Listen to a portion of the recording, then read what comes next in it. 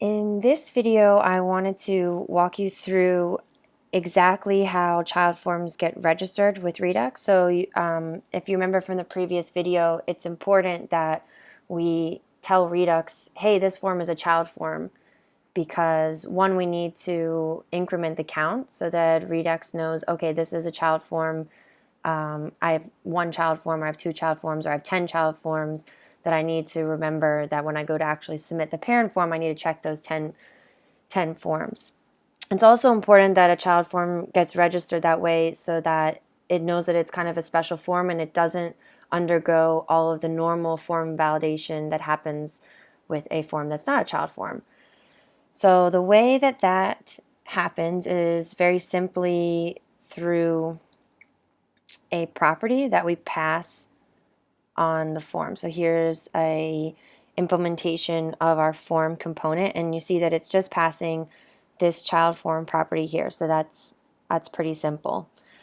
So how does that actually get registered? So when the form component mounts, it's basically going to look for this property and send out an action to register child form with Redux.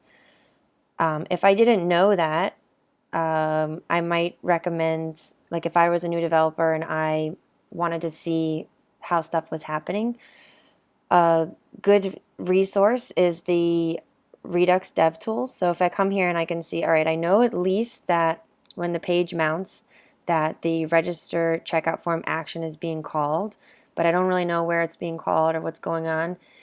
A really nice feature in the Redux Dev Tools is this trace functionality, and this basically is going to go through the code and tell you exactly where that dispatch action gets called. So now at least I have a clue. I know that this dispatch action is being called in the checkout store actions file, and it's being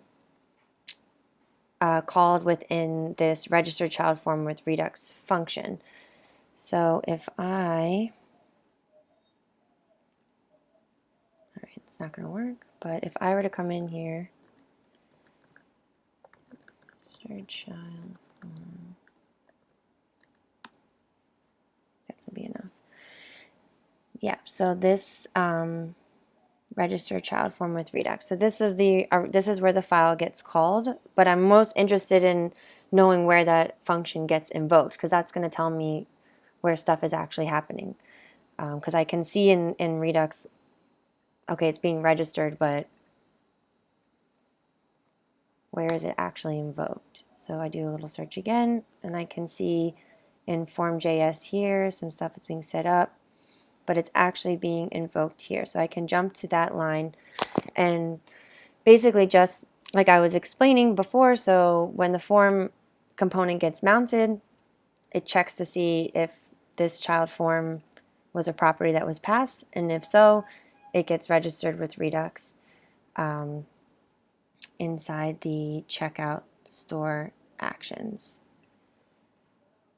And I kind of showed you before that basically all this is doing is it's incrementing the count so that we know we're keeping track of all the child forms that we need to validate, and it's also setting the status of the form to be valid or invalid.